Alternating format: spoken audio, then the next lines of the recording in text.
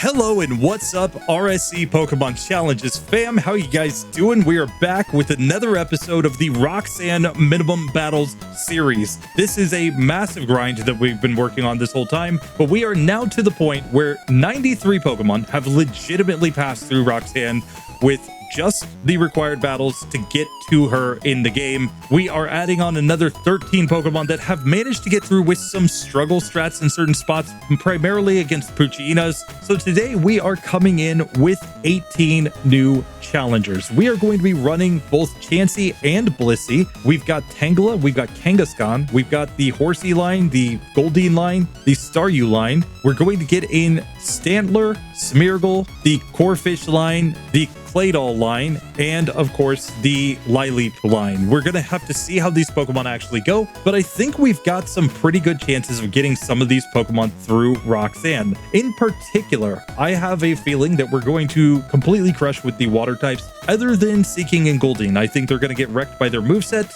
I think that our grass types are also going to be perfectly fine in this section. I think our normal types get completely wrecked. I don't think they have any shot, and when we get to the Claydol line, we're just gonna have to see if we get a same type psychic type move in particular. I think that's the best way for us to be able to get through. Still, we're gonna have to see how this actually goes, so let's get into it.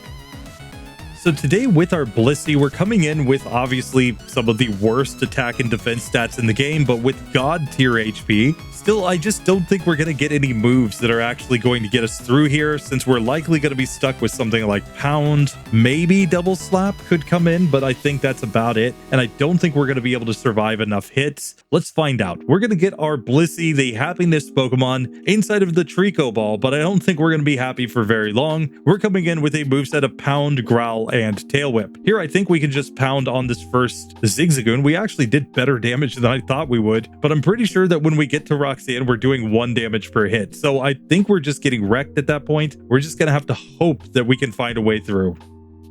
So let's take on the rival. She leads off with her Torchic, of course. Let's see how much damage Pound does. It actually does better than I thought it would. About 1/4 with the first hit, and I think our massive HP just carries us here. While she is doing 5 damage per hit, she just can't get close to knocking us out, and we get the victory, getting the level 6. We are, of course, in the fast level up group, though that's not the best for the early game. We would much prefer the medium slow level up group at this point, but I don't think it makes much of a difference. We would get to soft boiled before Roxanne if we were in the medium slow level up group, but that's really it. And even then, I'm not sure that soft boiled would actually get us through anything, so I think there's a reasonable argument that we probably just get wrecked even if we got that move. Still, let's see how we do against these trainers. I think we'll get through the Puchinas just fine, so we're gonna have to test against Hiker Devon. So here against Hiker Devon, we'll test this fight out. I'm going to go Tail Whip first to lower his defense. We're kind of hoping that he goes for something like Tackle against me. In fact, we should probably Growl at the Geodude so it does as little damage as possible. Its first Tackle did 4 damage, and now it's down to doing 3 damage. If we can, we'll get it down to doing 2 damage per hit, and then go just for a massive number of Tail Whips here while he tackles me. And let's see if we can deal any meaningful damage ourselves. Not really. We're just stuck here doing 1 damage per hit. So while I think we'll get through this Pokemon, it's not going to be pretty getting there. And yeah, he's doing 2 damage per hit to me, so I actually lose. That was terrible. Let's see if we give access to the Oran Berry, if that helps us somehow in this fight. So in this case, what I'm going to do is I'm going to go for the Growls first. We want to take as little damage from the Geodude as possible. And since we're just going to do 1 damage per hit anyway, this is all about getting his damage as low as possible against me. Now we can go into our Pounds, where we do have a lot more HP than this Geodude. So in theory, we should be able to survive. I'm just not sure it's going to actually work out in practice because we're only dealing 1 damage per hit. Maybe a crit could deal like 2 damage, or it can miss with Tackle like it just did there, but that's really it. Now we get to the second Geodude, and instantly I think we have to go for all of the Growls on this one as well to lower its damage output as low as possible so that we can now go into our Pounds. We've only got 14 pounds here. We don't have a whole lot of PP to try to get through this Pokemon. We did get 1 crit, but I think we're getting wrecked before we can knock it out. And sure enough, we do not have a chance there. And the fact is, if we can't get through Devon, there's no way that we get through Roxanne. Struggle struggle strats probably don't work, even with our massive HP. So I guess we should at least test that. Here, let's just see, like, because we do get soft boiled at level 10. I just don't think we'll ever have enough PP at our pound to actually get through anything. So I guess what we have to do is we have to go for a crazy struggle strat. I'm going to set everything to have 0 PP except for the move Growl. We're going to see if we can growl a bunch of times in order to lower the Geodude's attack stat and then just go into struggle and get the victory here. Yes, he's going to set up a whole bunch of defense girls. There's nothing we can do about that, but now we can struggle and we're at least doing 2 damage per hit. So at least we'll kind of match his damage output, and maybe, just maybe, this actually gets us through because we're just out damaging the Geodude. We get a critical hit, which is obviously not what we wanted. We level up right here against the second Geodude. In the beginning, struggle is a little bit stronger, but I think we would have to take no hits in order to get through this Pokemon at this point, and we simply don't deal enough damage, so we get completely wrecked. Let's try this again, but with the Oranberry on, because that might make all the difference here. And who knows, at higher levels, we might just be able to find a way through Roxanne. I'm not sure. So here I did give the Oranberry. We'll test this out. So coming back to Devon now, we'll once again growl a bunch of times at his Geodude to get his damage output as low as possible. Or we're also hoping for some tackle misses. We're hoping for some crits with our struggle. And we're hoping that he goes for a defense girl as many times as possible. We get a nice critical hit there as we use our Oranberry. So we do knock out the first Geodude, and we're above half health as we go to the second Geodude. But we have no way to lower its attack stat because we're just stuck using struggle here. And after it defense girls a bunch of times, we're only dealing 2 damage per hit, but we get a crit that allows us to get through there. So we do ultimately defeat Hiker Devon. That does not give me a whole lot of faith that we're going to be able to get through Roxanne, but there is one possibility. That is that we knock out the first Geodude with these struggles, and then we manage to, for example, get soft boiled after that, and somehow we can just spam soft boiled to waste a bunch of PP and then go back to struggle again, and maybe it somehow works. I'm just not confident that this is actually going to be any good. Still, we'll give the Oranberry, and I'm going to reset my PP once again for 6 growls, and that's it. So let's get into the Roxanne fight and see if a struggling Blissey can possibly get through. So first up on this fight, we're going to lead off with the growls. I think we really want to Rock Tomb miss turn 1. We see she's doing massive damage to us with her rock type moves, and there's just nothing that we can do about that. We're going into struggle now, but if she goes for any attacking moves against us, we're just getting wrecked because we still take like 8 damage per hit, even after setting up the 6 growls. So I think we can call it right there. We just simply will not survive enough turns in order to actually get through with Blissey. And if Blissey doesn't get through, that means Chansey's out of there as well. So let's just eliminate it. So just like that, we have thrown Chansey and Blissey into the fail column. They are Pokemon that simply cannot get the job done here. Now I'm going to step to my other normal types. We've got the Kangaskhan and we've got the Stantler. Let's see how they go. And Smeargle's going to be kind of weird here, but we're just going to have to see if we can even sketch a move with that Pokemon, or if we just get completely wrecked. Let's find out. Now, Kangaskhan comes in with more balanced stats overall. It's got nice HP, pretty decent defense. It's a little faster than you'd like, but, you know, it does have the attack stat that's pretty decent. So there is a legit chance that this Pokemon does get through if it gets any damage dealing moves that's halfway decent. Something like Comet Punch could actually be useful here. So here we'll get Kangaskhan inside of the Trico Ball once again, and its starting moveset is Comet Punch and Leer. That is kind of what I was looking for, because Comet Punch can at least hit up to 5 times, and it is a same type move. So while it's not particularly strong, it might still give us chances against the rocks, just because we could get a 5-hitter that does at least 5 damage. I'm still not confident that this is going to be enough, but I'll at least test it out. Let's see first how we do against the rival with this setup. Here, of course, we can go Comet Punch. It's going to be a 4-hit KO. We get a 3-hitter with the first Comet Punch, and then we just knock it out in 2 hits after the growl. But really not bad getting through there. We took no damage from the first rival, and we're ready to move on in the game. Now, these Poochyenas are really no threat to us, so I'm going to get straight to Hiker Devon, and let's test and see how he does against us. Here, we also level up and learn the move Bite at level 7, giving us a neutrally effective move against Roxanne. Our next move won't be until level 13, where we get get Tail Whip, but Bite might also be a strategy here for getting through this gym. Wait just a second. Kangaskhan might actually get what it needs to get through, even though it doesn't have a great special attack stat. I'm still going to test this and see, because if we can manage to get Mama through, I'm going to be pretty happy here. Of course, Bite comes in just in time for the Hiker Devon fight, which is required to progress in the game. That's why we can take it. So let's just see. Here against Hiker Devon, I'm going to bite his Geodude, and that did significant damage, 7 damage there. So definitely better than going for the Comet Punch on that one. Now let's see as we get to level 8 how we do against the second Geodude. This looks like a 3-hitter, so we get through super easy. Kangaskhan actually putting in some work here, and it might have a legit shot to get through Roxanne. I mean, she can't raise her special defense, and we've got quite a bit of HP in defense ourselves. So we will take a couple of Rock Tombs at the start of the fight. I think we have to have on the Oranberry for that, but I'm actually feeling a little bit of confidence here. If we can get some flinches, I think we could get through the Geodudes. They can also randomly go for Defense Curl, or she could miss with the Rock Tombs. So all of those would be perfectly viable ways of us getting a free turn. Let's just see how this goes.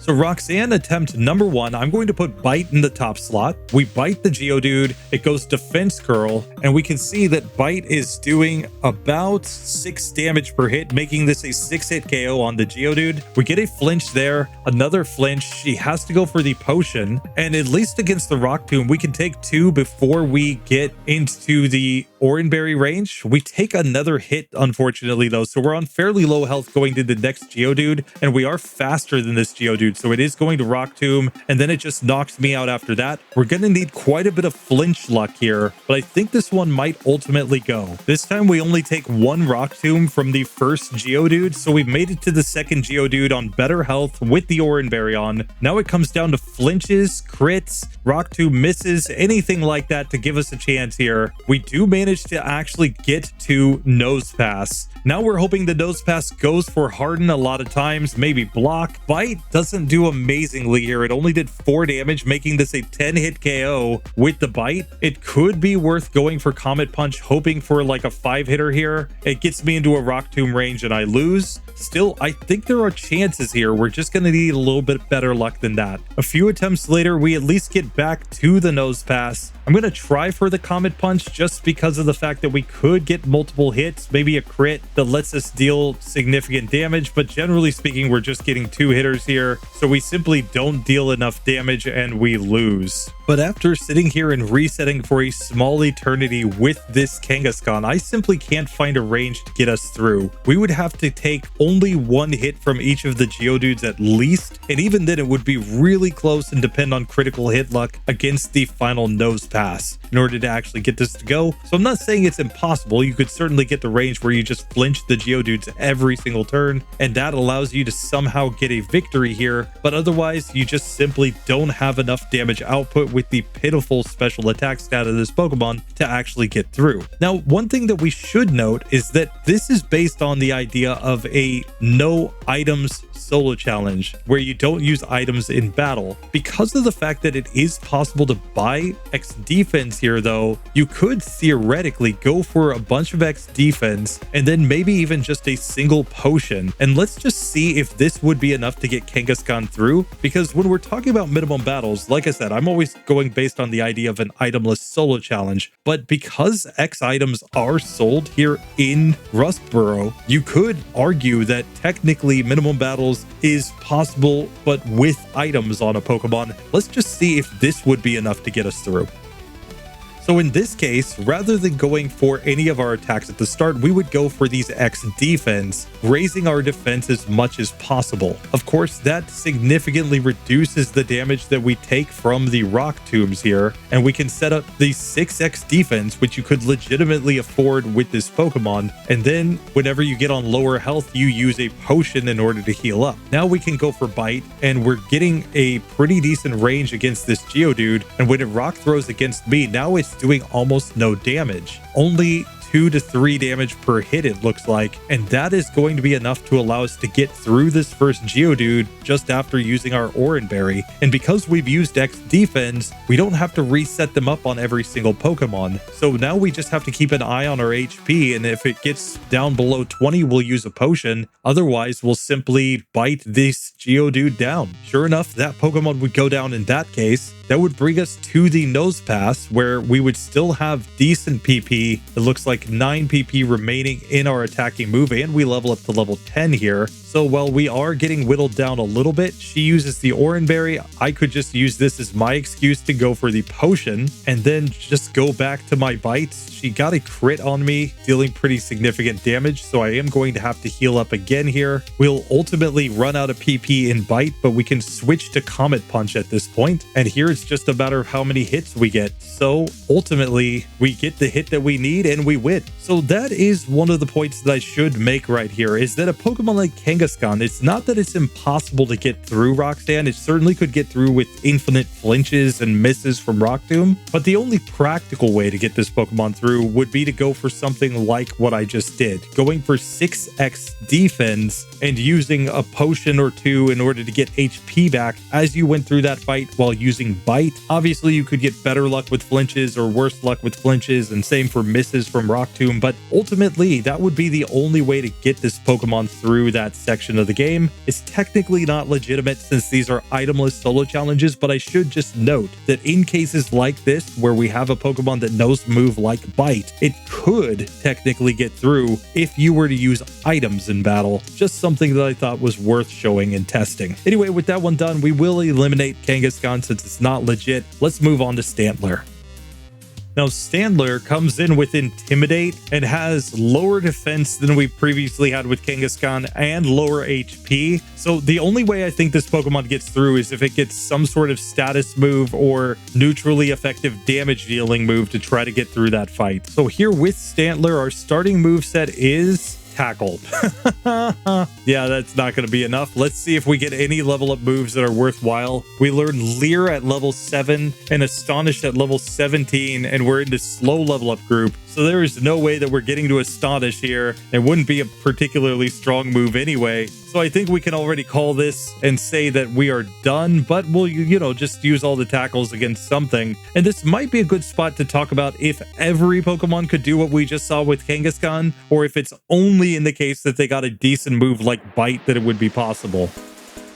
Of course, before that, we've got the rival. We use Intimidate to lower its attack, and our tackle is doing pretty decent damage. It's the same type move, so we get a 3-hitter there as we get through with no difficulty. We know that the Poochyenas are also not going to be any threat to us, so we can make our way straight to Hiker Devon. Now, it should also be noted you can naturally pick up a couple of super potions as you go through this section, as long as you go up here north of Rustboro, as well as a couple potions without any real routing changes as you go through this. But now it's time to see if we can beat Hiker Devon with this Stantler. I'm going to give an Oranberry just so that we have it, and let's see how this fight actually works out. Here we get Intimidate on the first Geodude, of course, lowering its attack stat. The problem is that we do very little damage with our own tackles here, and when it's critting with tackle, we take massive damage. So we would need a lot of luck with some crits here in order to even get through the first Geodude. From the looks of it, we probably have to struggle here to get through. So let's just see how the struggle strat does for us with this Pokemon. Here with struggle, we'll obviously deal more damage off the get-go. We did not put on the Oranberry apparently, so we get wrecked. Let's try this again. Coming in properly this time with the Oranberry, at least struggle is guaranteed to do a minimum of 2 damage per hit since it is neutrally effective here, and that will allow us to get through the first Geodude. We'll level up to level 7 right here though and learn Leer, and then we can't struggle because we're going to be stuck using Leer over and over again. So that will not work against Hiker Devon. We can't just go in with a struggle strat. So we need some other way to get an advantage here. There are a couple of ways that we could do that, but if we're going to go X items, I think that we just go straight to Roxanne instead. But my basic logic would be this.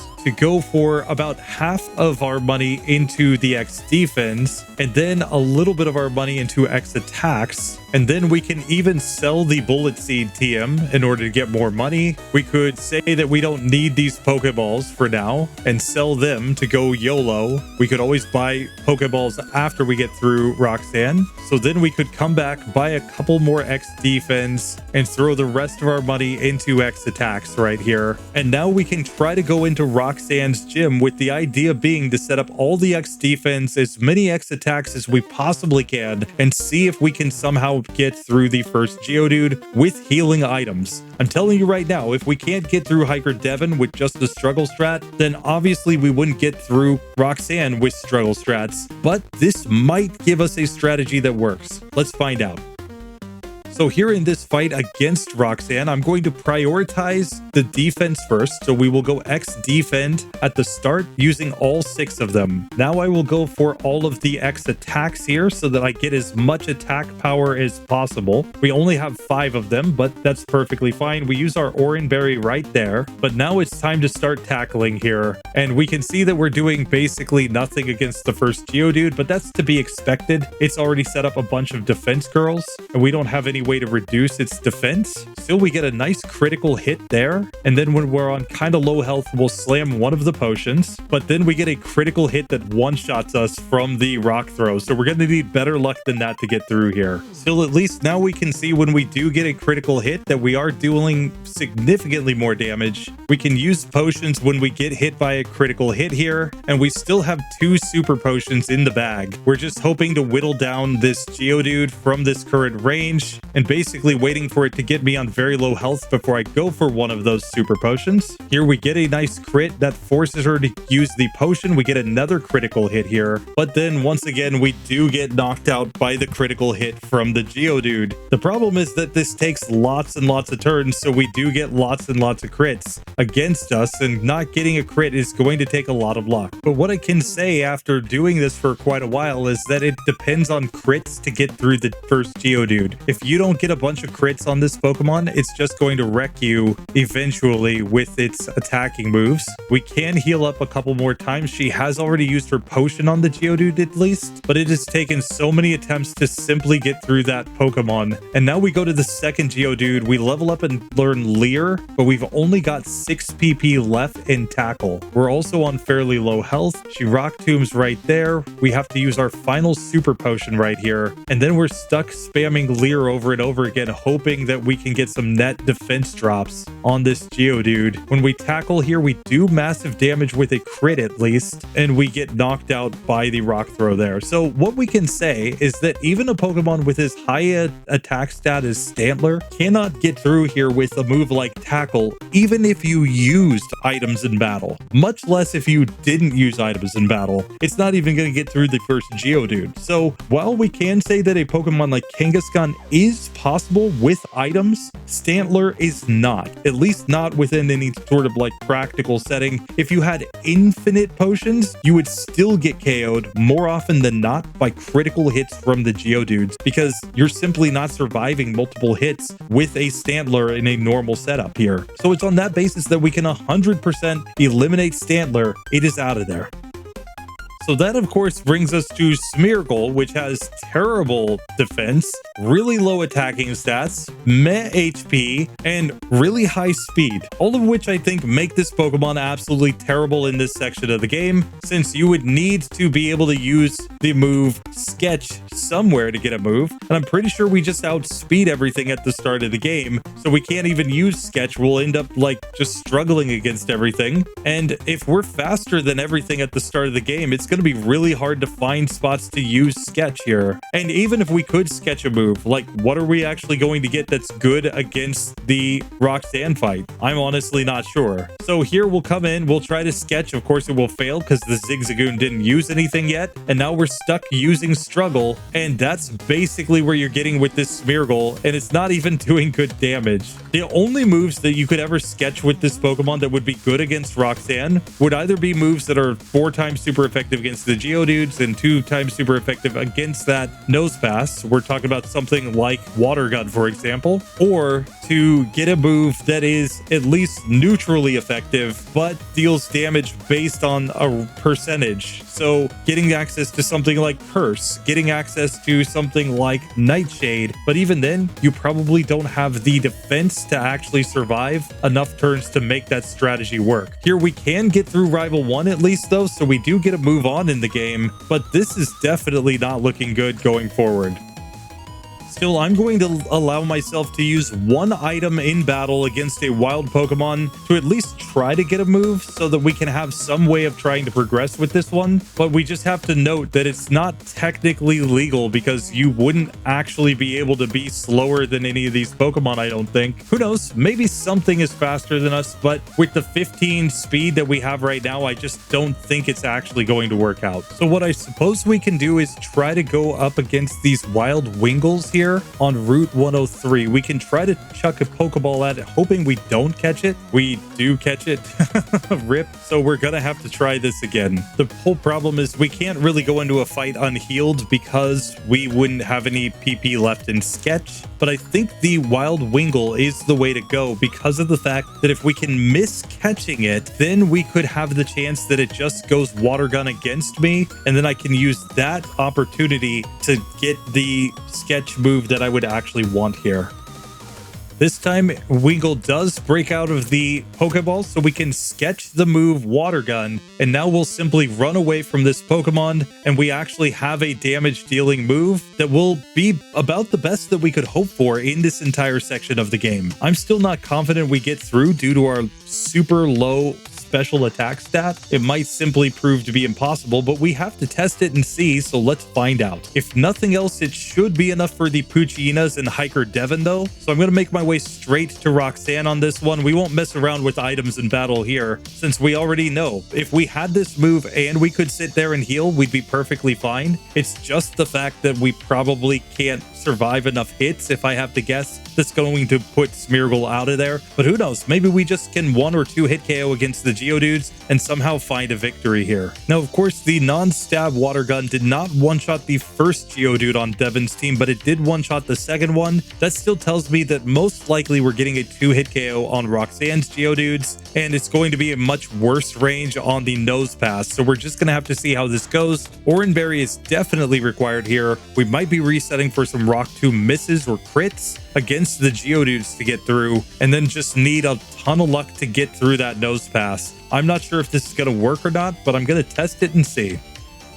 So Roxanne attempt number 1, we go Water Gun on the first Geodude. We do about half. We get 1 hit KO'd by a critical hit Rock Tomb. But if we can get a random defense girl, we can totally get through this Pokemon. It goes for that this time, so we get the 2-hit KO. That brings out the second Geodude, which also looks like a 2-hitter. We survive against the first Rock Tomb and use the Oranberry. She has the potion, and she potions again. So we do get through that Pokemon. We're on to the Nose Pass. We get another sketch right here. There could be an argument for learning a move like Rock Tomb to lower speed, or learning a move like Harden in order to be able to boost our defenses. I'm honestly not sure what is best. I would lean towards something like Rock Tomb so we have more coverage coming up, but honestly, that's about the best I think we could do. We get block here from the Nose Pass. Now it goes Harden. We're just going to sit here and spam Water Gun. We force her to use her Oranberry. Now she Rock Tombs. We're on incredibly low health, and then she knocks me out from there. Still, this might actually be winnable with the Water Gun strats. This time we get both of the Geodudes to just use Defense Curl against me, so I get to the Nose Pass on full health with the Oranberry still on, and I'm faster than this Pokemon. So I'm going to Water Gun first. It misses Rock Tomb. I'm going to sketch Rock Tomb here, giving me at least another move to use. We see that its Rock Tomb did about half damage to me. Now it blocks, but we're just going to sit here and spam the Water Gun. It goes for the tackle. Now it misses Rock Tomb, and she uses a potion.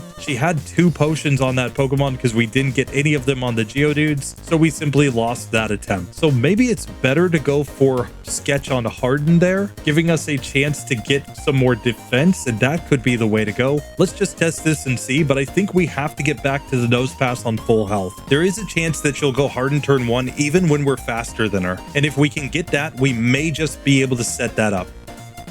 So we get that luck this time to get back to the Nose Pass on full health. We go Water Gun first. She goes Rock Tomb. Nothing that we can do against that, but I think she's going to Harden next. She goes Block. That is not the move I want to sketch, so I just have to reset in that spot. Let's see if she goes Harden there. Yes, she does. So I sketch Harden. Now I'm going to set up all the Harden myself so that I take as little damage as possible. And now we're just hoping that we can deal enough damage to get through her. She goes for the Oranberry there. She's tackling. We're on low health. And once again, we just simply get wrecked. We would need her to miss in order to give us a chance there. This time we get a sketch Harden again. She just hit me once with the Rock Tomb, but now I've set up all of the defense buffs and she's going tackle against me. We force the Oranberry, but I'm pretty sure she still has potions in this one. I don't think I got her to use the potions on the Geodudes. Sure enough, I did not. So we simply lose that one. We do need the luck for her to use the potions on the Geodudes, which if she does, it will be on the second Geodude only. So we need the Rock Tomb miss or something there. Still, once she starts using the potions, she'll typically use both on that Pokemon. That gets us to sketch. Let's see if we're already slower than Nose Pass. If we can manage to get the Harden here, we get Block. So we have to reset once we get that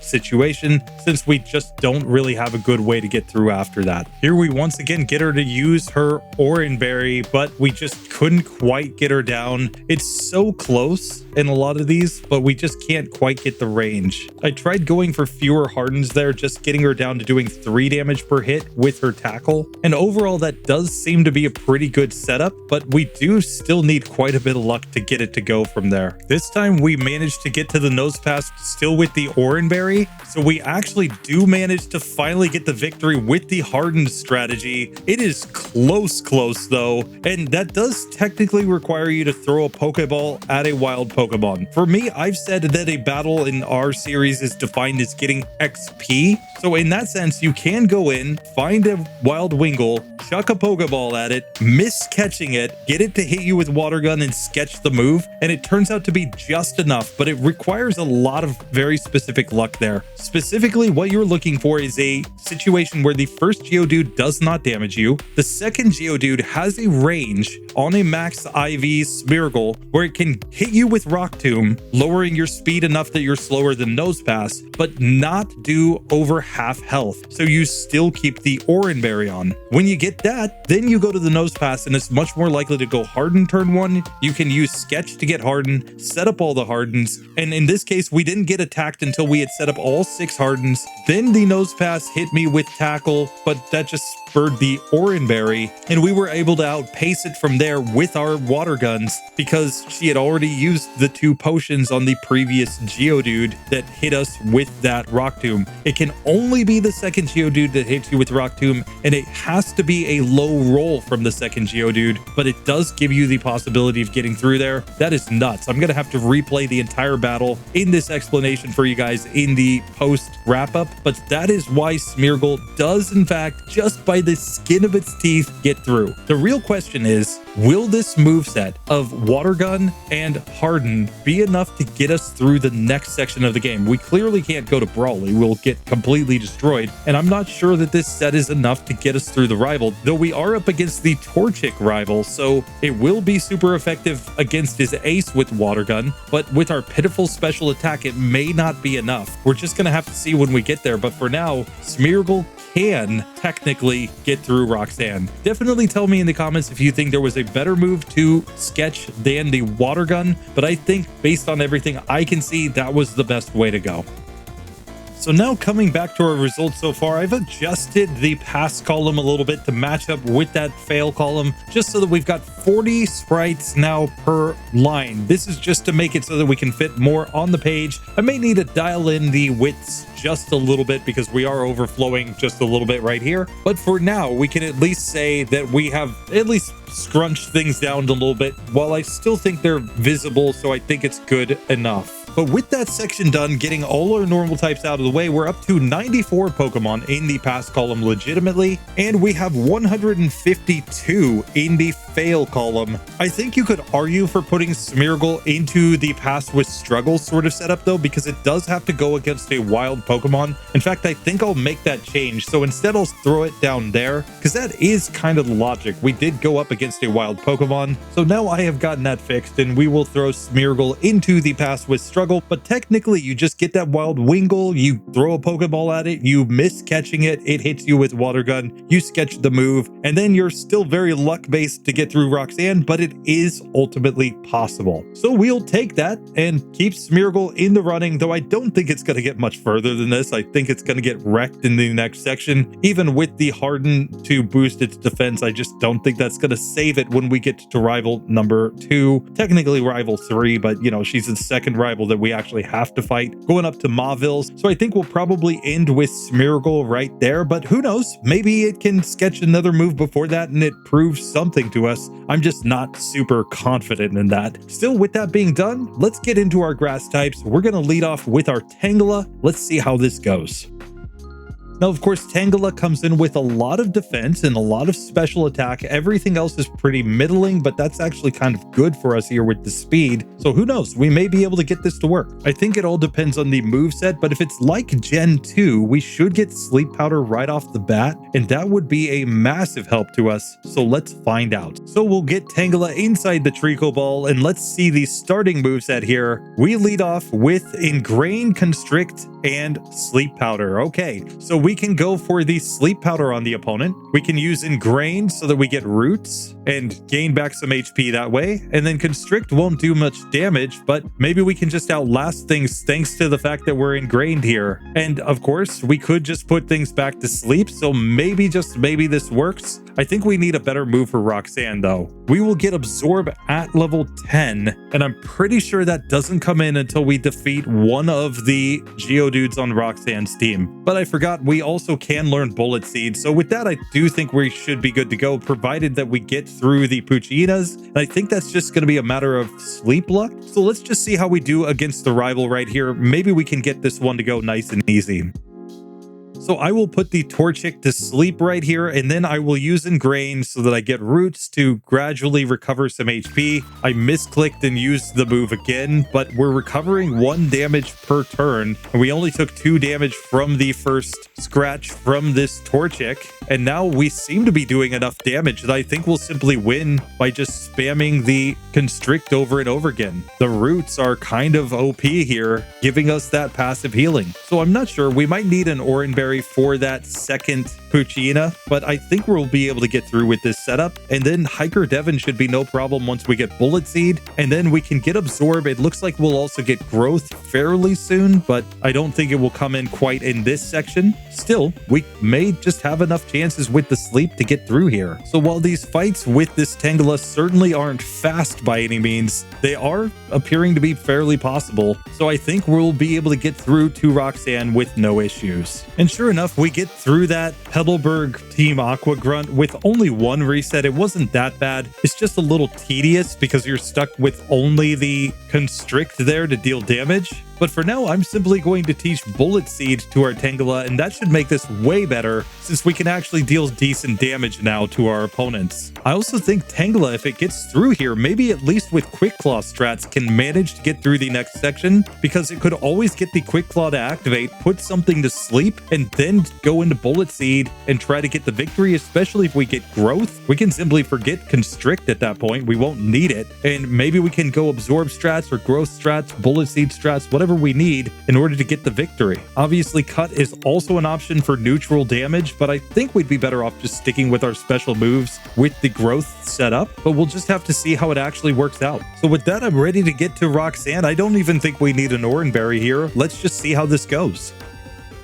So Roxanne attempt number 1, I'll put the first Geodude to sleep, and of course I miss. I'm gonna just reset when I miss there. Since Sleep Powder is 75% accurate, it should mostly hit here. And then let's see what kind of range we get with the Bullet Seed. It looks like a 3-hit KO. That's about what I was expecting, which is why I wanted to sleep there. We'll still put the second Geodude to sleep as well because it's not a 2-hit KO. If it were a 2-hitter, we would just be able to go directly for Bullet Seed, no need to sleep, but we still managed to get through. We can level up to learn Absorb. I'm going to learn this move over Constrict. I just don't think Constrict is ever a really good move. We could always learn Cut as a better physical move if we need it. So for now, I'll go for this setup. Now against the Nose Pass, I am faster. I'll just put it to sleep, and Bullet Seed is technically the stronger move, so we'll just use that. We can see this one looks like we're doing 5 damage per hit with the Bullet Seed, making this an 8-hit KO. She's going to go for the Oran Berry and go for the Potion pretty soon, I think. Here, I get her all the way to low health. She'll Potion. I'm going for Sleep Powder here just to put this one to sleep and hopefully keep it asleep while I slowly whittle her down. She goes for the second Potion right there, but one more hit is all we need, and we can actually manage the victory, getting to level 11, no problem with our Tangela. And now I have to think that this Pokemon can take on Brawly. As long as we can put his Pokemon to sleep, we can probably whittle them down,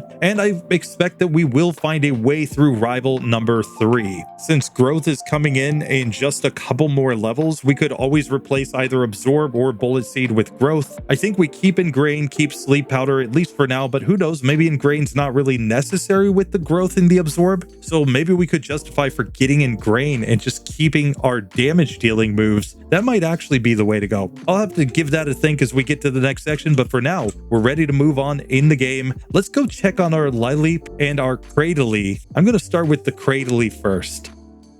Now, Cradily is coming in with Suction Cups as its ability, but more importantly, we have low speed, we have good special defense and decent everything else. So I think we've got chances here as long as we get a grass type move, but the rock typing should carry us through the first 3 fights. So I'm pretty sure that this is just about getting the Bullet Seed at worst, and then we're good to go. But let's see what the starting moveset is on this Pokemon. Now, ultimately, I put this one into the Mudkip Ball, but I actually think we should go up against Torchic because we're neutrally affected by its fire type and weak to the fighting type. So I'll go for that once we actually get through this. For now, though, let's just see the moveset. We've got Astonish, Constrict, Acid, and Ingrain. So that is not the moveset I was hoping to start with, but I still think we just replace Constrict with the move Bullet Seed and we're good to go. At the very least, Acid will carry us through this first part of the game. But wait just a second, we don't learn Bullet Seed? So we're a grass type that learns basically no grass type moves via level up. Are you kidding me?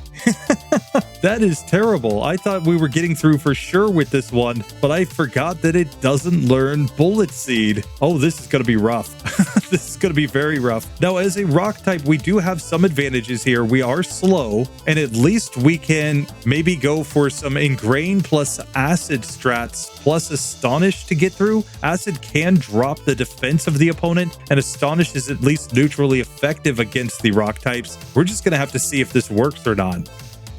Here against the rival, I'm going to reset this. We want to make sure that we go up against the Torchic battle, so I will set that in Game Hook to make it work. So sure enough, we can go up against the Torchic here. It's all on the basis that while yes, Rock would be super effective against it, it will only be neutrally effective against the evolved forms. And of course, we would be weak to the fighting type in particular. So I think this makes sense. For now though, Acid is more than enough to get through this fight. It's a 5-hit KO, but really no issues to get through that one. Now though, we have to see if we can actually get through the rocks. So I'm going to jump straight ahead to Hiker Devon, where we're going to have to test out some strats and see if it can work. The passive healing might be enough, but we're not going to get any more level up moves in this section. So I'm just not sure this is going to actually work out. Now we do have to keep in mind that as a rock grass type, we do not resist rock type moves, which is one of these stranger interactions still, in my opinion. Like, sure, you can say that some rocks can chip other rocks, but they would still not be as weak as like a normal Pokemon against rocks. You'd still think that they would have some resistance. Turns out not to be the case. So this could just turn out to be an absolute disaster for us. But wait just a second. My overlay doesn't include Bullet Seed for this Pokemon. Pokemon, but yet in the game, it does learn Bullet Seed. Wait just a second, let me double check that nothing strange has happened to my ROM here. And here, sure enough, by popping over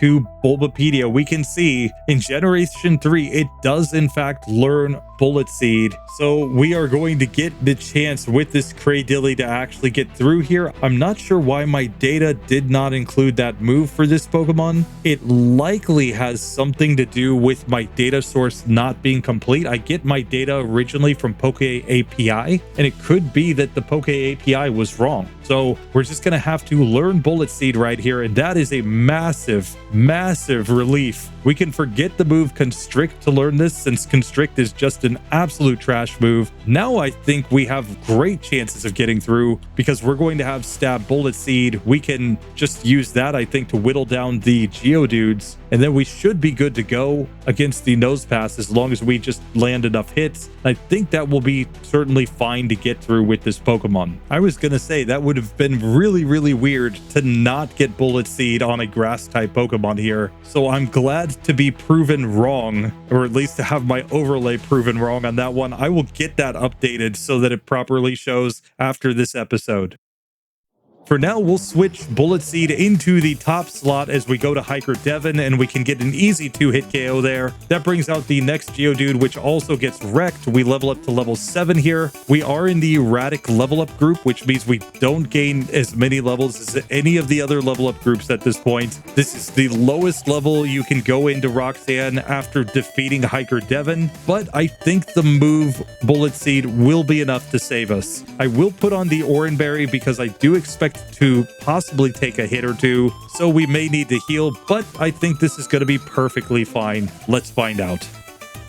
So Roxanne attempt number 1, I'm going Bullet Seed on the first Geodude. It's a 3-hit KO, but we do get the KO there. We level up to level 8. We will not learn the move Constrict at level 8. We do not want that move. Now we can go Bullet Seed on the next Geodude. That is an easy KO, and we get to Nose Pass. Time to go for the Bullet Seed here. It goes block. We're already slower. We can see Bullet Seed with a 4-hitter did about 5 damage per hit. So this is going to be a 6-hit KO from the current HP of this Nose Pass. It goes for Harden. That's perfectly fine. We hit a 2-hitter. She's going to Potion after that. It should take 8 hits from about full health to knock this Pokemon out. We don't quite get the range there, allowing her to use another Potion. But of course, Tackle will do basically nothing to me. So ultimately, we can just knock this Nose Pass out. We managed to get through with our Cradily, thanks to the fact that my overlay was completely wrong about the moveset. And with that, I think we've got some chances. We won't really want to go to Brawly in the next section because we are going to be weak to fighting, and we don't have a status move to carry us there. But we may be able to find a way through the rival with this setup, since we've got a decent amount of coverage between Astonish, Acid, Bullet Seed, and Ingrain in order to recover some HP. So this might just work. For now, though, let's move on to our Lileep and just see how that Pokemon does after this. So we're just coming in with lower stats overall with incredibly low speed here, but who knows, maybe that turns out to still be enough for us. So here we come in with only Astonish on our moveset, and unless we learn another move pretty quickly, we're going to be in bad shape because we obviously cannot hit this first Zigzagoon, and then we're not going to be doing much damage at all against the random Poochyenas. The only good thing is that this move doesn't have much PP, so we actually get to struggle on the first Zigzagoon here, and maybe we can knock it out because of the fact that we're a rock type. We can. We actually get the victory in spite of the fact that we were using such a pathetically weak move. And now the rock typing might just carry us through May. So then we should just have to get through the Poochyenas. But if we can get to struggle, we're probably fine there. And then we can get to our Bullet Seed. So I think this is actually going to work out. Otherwise, I think we'll learn some new moves. We get Constrict at level 8. Acid doesn't come in until level 15, so we won't get there. So it's basically going to be the Astonish and Constrict. But I think we can avoid getting to level 8 until after we've beaten Hiker Devon, so that should be fine. So here we can come to fight against the Torchic. It goes for Growl against me, but Astonish is actually doing decent damage here, at least with a crit, and we're only taking 1 damage per hit from this Pokemon. So we are in fact going to win here. Plus we can use a decent amount of our PP, so we can simply get through that Pokemon. I'm just going to heal with a potion after that fight as we go into the first Poochyena fight, because I kind of want to get to struggle. I think that will help us a lot when we get to the second of the Poochyenas, and that should give us all that we need to get to Bullet Seed, get through Devon, and make our way to Roxanne. And sure enough, we get through Hiker Devon without any issues, and the Poochyenas were nothing to talk about. But now we can make our way to Roxanne, and we have to see if the Bullet Seed is going to do enough damage to get us through here. We probably need 3 hitters on the 2 Geodudes. We'll find out, but that is the main question. If we can knock out the Geodudes in a single turn, then we will be slower than the Nose Pass, so we won't really have anything to worry about there. We're actually slower than the first Geodude already. It's only the second Geodude that will potentially outspeed, so we'll just have to see how that works out. Let's get into this and see. So Roxanne attempt number 1, she goes Defense Curl with her first Geodude. We go for the Bullet Seed, and this is looking like a 4-hitter to knock this Pokemon out. We do force her to use a potion and then knock out that first Geodude. We level up to learn Constrict. Now we can go Bullet Seed against the second Geodude and get the 3-hit KO. She's used 1 potion so far as we get to the Nose Pass. I'm just going to spam Bullet Seed as she goes Harden. Here we get a 5-hitter that does 16 damage. So we're doing like 3 to 4 damage per hit here with our Bullet Seed. It's not great against this Nose Pass, but we get it all the way down to 1 HP there, forcing her to go for the potion. And then we simply manage the victory. So we get to level 9, and just like that, Lileep gets through that section with no issues. Now, the big question for this Pokemon and its evolved form in the next section will be their speed. There could be spots where they lose because they are too slow. And again, we can't really go up against Brawly, but we'll just have to see how the rest of that section goes. Maybe a Quick Claw comes in somewhere and gives us a chance. I'm not sure until we actually get there and test it out. We are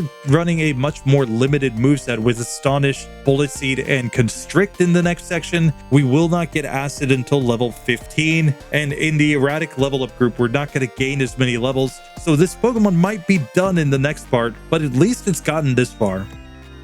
So with that, we easily add 3 Pokemon up to that pass column. Thankfully, we got all of the grass types through. Tangela I was already pretty confident in, but initially I thought we were going to lose Lileep and Cradily, but fortunately they worked out. Now we're going to move on to a bunch of water types, where I think we're going to have decent chances of getting through with a lot of these Pokemon. I'm going to do the fully evolved forms first, and then step down to the unevolved forms. We're going to start with that Kingdra, since it's the only 3-stage evolution here in this section.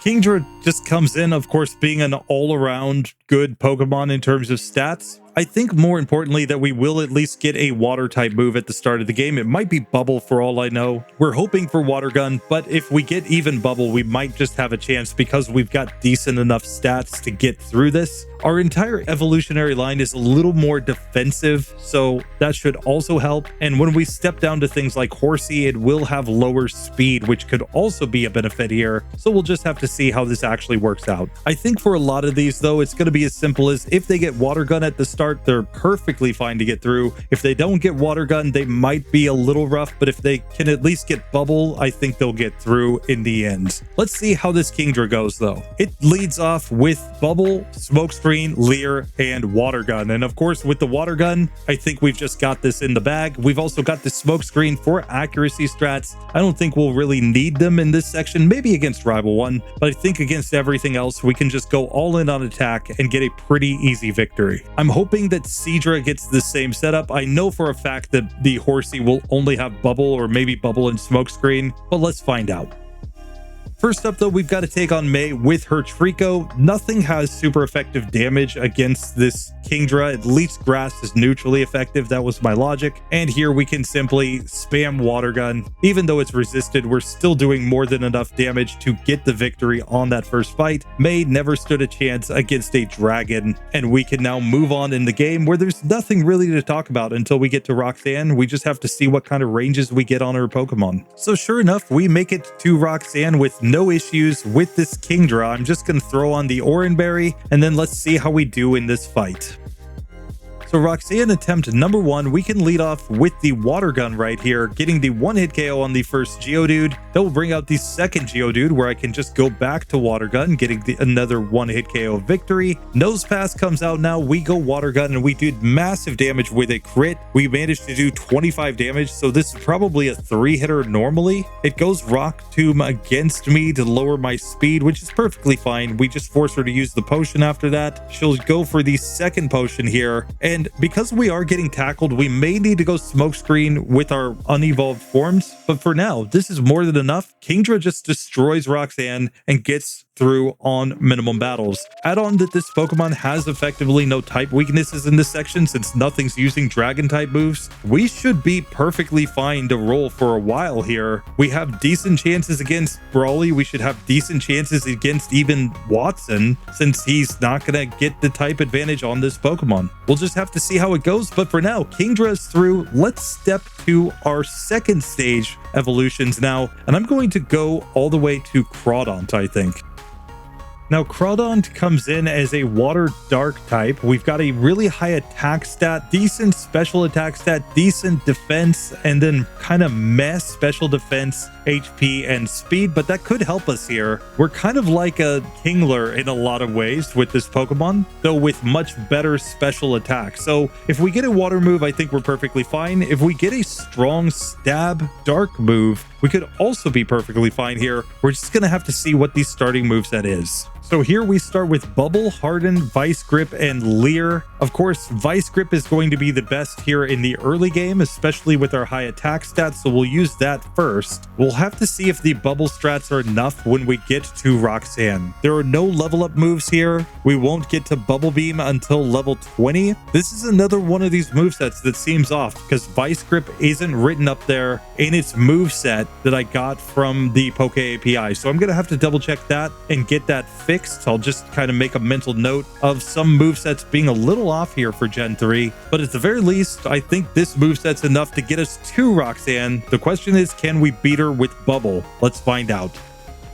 So here against May with her Trico, of course, I can just go for the Vice Grip, and this is going to give me an easy 2-hit KO on that Pokemon thanks to my high attack stat. And I think with the Hardens, we can probably manage to get through everything else in this section, including Roxanne. We'll just have to see. For now, I'll just make my way to the gym leader. We are also lucky to be in the fluctuating level group with this Pokemon, so we will gain more levels here in the early game, and that should help us quite a bit getting through this section. And interestingly enough, Bubble was enough to one-shot against both of Hiker Devon's Geodudes, so we might be getting decent ranges here against Roxanne. I'm honestly not sure. I think it will be less good when we get to the Nose Pass, of course, but we might just be able to get through this on the first couple Geodudes, maybe force her to use her potions there and have a chance to get through the final Nose Pass without too much damage taken. Let's find out.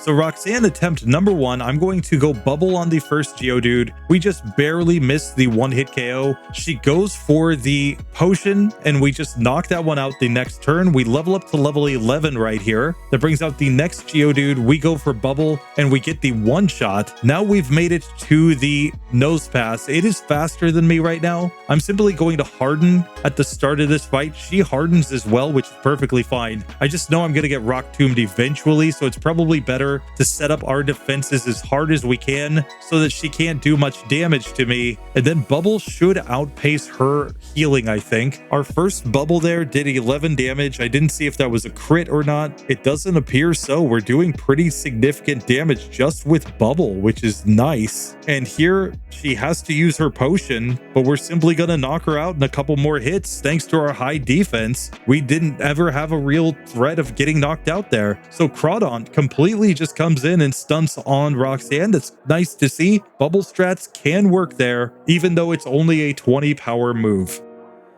So with that, I will go to Starmie, Misty's ace. We're coming in with high special attack and high speed, kind of meh defense and special defense and fairly low HP. So I'm not sure how this is actually going to work out, but I'm pretty sure we do get Water Gun at the start of the game. And as long as that is the case, we should be fine in this section. So here we will pick up our Starmie, and we are coming in with Water Gun, Rapid Spin, Recover, and Swift, which is perfect. We can just spam Water Gun here at the start of the game, and I think this will carry us through just about everything. We can go Swift on the Trico, and that will be our strategy against May, but otherwise, I think this moveset is just OP for this section of the game. And as a Psychic type, we could definitely go to Brawly first in the next section. I'm just not sure how we will do against Watson. Because we are a Stone Evolution Pokemon, the only level up move is Confuse Ray at level 33. Otherwise, everything has to be learned via TM. It might be that this Pokemon has to go for things like Ice Beam and Thunderbolt in order to progress. We'll just have to see when we get there, but for now, hey, we can come and fight against rival number 1.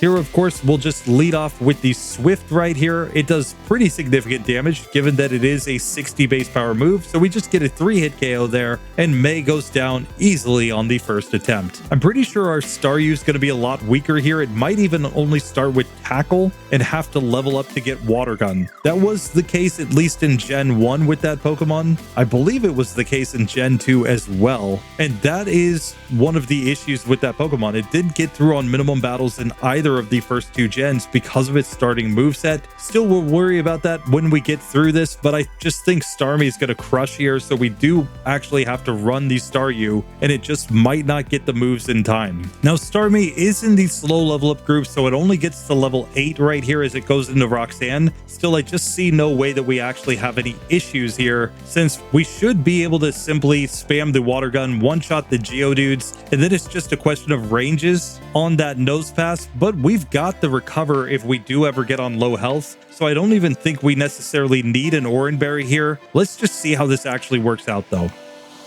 So Roxanne attempt number 1, we're going to lead off with the Water Gun here, getting the 1-hit KO on the first Geodude. Second Geodude comes out, we will go for the Water Gun there as well, getting an easy victory. That will bring out the Nose Pass, where I'm going to go Water Gun. We are faster, and we did pretty significant damage, 11 damage with that first hit. We get a couple of Rock 2 misses in a row. Now we can go for the Water Gun again as she potions. We still haven't been hit, and another Rock 2 miss. Are you kidding me? We get to the second potion still without having taken a hit here. Clearly, the Starmie has hacks, but it's enough to get us through that on the first attempt super easily as we get to level 10. Obviously, if we had an Oranberry, we'd be even better, but I mean, if you just get all the Rock 2 misses, like, we would have loved that earlier when we were running the Kangaskhan. I guess we have to only get that luck when we're actually running super effective moves. Still, we'll take it. Now let's step to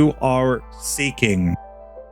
Now, Seaking is a really weird Pokemon in my opinion because it has higher attack than special attack, even though it's a water type, and it's likely going to start the game with Peck and maybe Supersonic and Tail Whip. That's my prediction based on previous gens, and that means that the only strategy we would have available here would be to confuse the opponents, try to lower their defense, and get them to deal more damage to themselves when they hit themselves. That strategy actually works against Brock in Gen 1, but that's because he's not guaranteed to go for a bunch of defense curls against you, and he doesn't have really strong moves with either the Geodude or the Onix, so you can eventually get that to go. I'm not sure if this is going to work out in this generation though. Let's see if we get the moveset I think we're going to get. If so, we might be in trouble. So here we start with Peck, Tail Whip, Water Sport, and Supersonic. So basically what I predicted, Water Sport doesn't really matter, so we're going to likely get wrecked in this section. We don't get another move until level 15 where we would learn Horn Attack, and we don't learn a Stab Water move until we get to Waterfall at level 31. That is absolute insanity because there's just no way that I see us getting through this short of just crazy luck.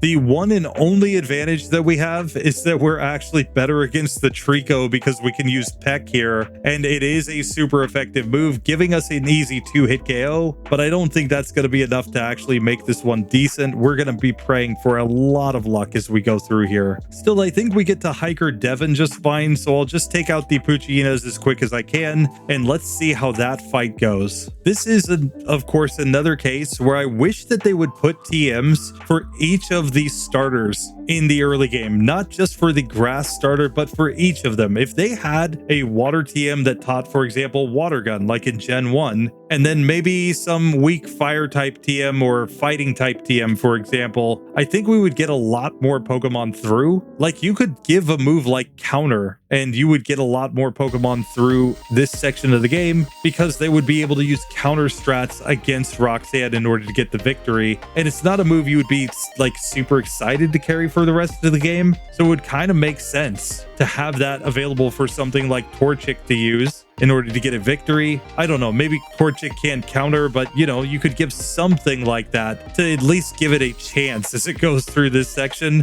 It's so sad when you get a water type and you're just sitting here like, I have no water type moves, so my type advantage is completely useless. But clearly that's the way Game Freak intended this. They really hated Goldeen and Seaking, clearly. But let's see if we can find some lucky way to get through Hiker Devon. I'm going to give an Oranberry because I think it will be necessary here, but let's find out if this is possible or not. So the strategy is pretty simple. We're going to go Supersonic turn 1. We're hoping Geodude hits itself. Now we're going to start tail whipping like crazy and hope that it hits itself more and more. If he snaps out of confusion and starts going Defense Curl, we'll definitely want to reconfuse his Pokemon. And of course, Supersonic is only 55% accurate, so it's not great. But if he hits himself a lot of times, we can get an advantage here. It's just very luck-based to get him to hit himself enough times for us to get the advantage overall on this Pokemon. Here he is finally on low health though, so we can knock out the first Geodude at least, getting to level 8. We have to repeat the strategy on the second Geodude, confusing it, hoping it hits itself, and going Tail Whip over and over again. Unfortunately, we get wrecked on the first attempt. Let's try this again. This time we at least get to the second Geodude on slightly better health, but we still need a bit of luck getting it to hit itself so that we have a chance here. We are landing a lot of Supersonics, which does help, but we're gonna have to get its defense lower than this if we're gonna have a chance. Once it's on low health, we can start pecking, and we do finally manage the victory. Still, that was not pretty, and we have to go into the Roxanne fight where she has 3 Pokemon, and they're going to want to use a fairly strong move against us in Rock Tomb, at least at the start. So we're gonna need even more luck for them to hit themselves over and over again if we're actually gonna get this to work. Let's test this and find out, but I'm not feeling confident here.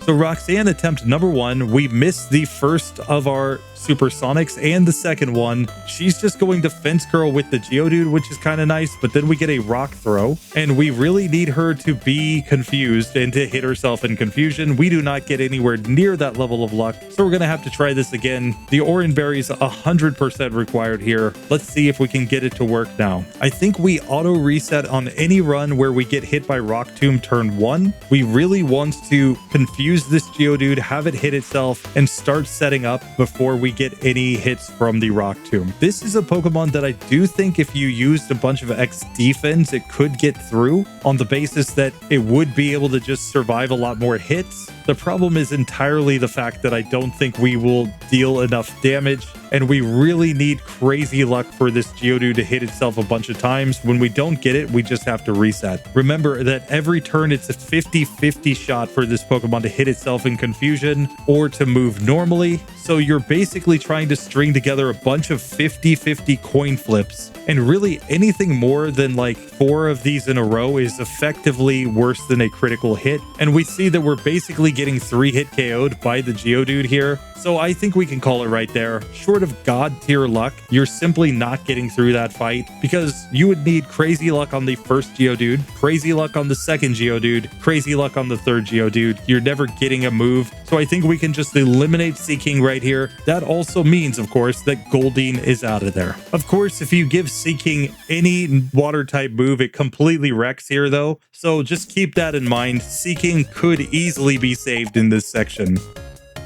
Still with that done, we're ready to get to Seadra, which has good defense and really high speed and good special attack. I think we're getting at least Bubble, maybe Water Gun, and we have the Poison Point ability, which could also be useful here. We'll just have to see how this actually works out. At the very least, I can guarantee that we get a Water type move because it will either be Bubble and Water Gun or just Bubble, but I think that we've got a decent chance of getting the Water Gun here. Let's find out. We pick up the Seadra inside of the Mudkip Ball, and we come in, sure enough, with Water Gun, Smokescreen, Leer, and Bubble, just like Seaking. Now we can just spam the Water Gun and get the easy victory. With that, I think we're perfectly good to go through this section. We might need to go for the Smokescreens against the Nose Pass, but I'm not sure because we might just be dealing enough damage and have enough defense here that it doesn't actually matter. Let's find out.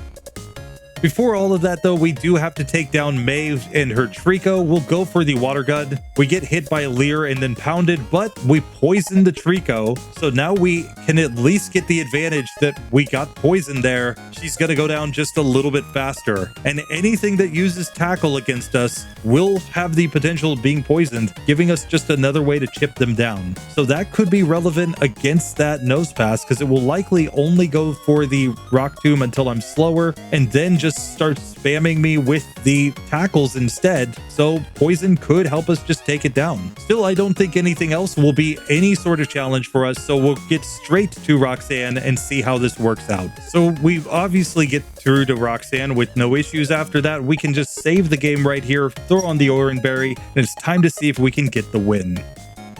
Here with our Seadra against Roxanne, attempt number 1, we go for the Water Gun on the first Geodude, getting the easy one-hit KO. We get to level 9. Second Geodude comes out, we go Water Gun. That's going to level us up to level 10 right here. And now we've made it to the final Nose Pass. I'm going to try to go all in on attack here and just see how it goes. We managed to deal pretty decent damage there, 12 damage with the first hit. So this is going to be a 4-hit KO from this range. We get the Poison Point to activate, so she gets poisoned there as we use our Orange Berry, and now we can just go in for the kill, I think, with the Water Gun. She has to use potions, we get a nice crit, and then she goes down to poison. So we get through nice and easily with really no issues against Roxanne. After she Rock Tombs me once, she's already faster than me, and then just uses Tackle, and that lets me poison her as well as dealing damage with the Water Gun. It turns out to be perfectly fine.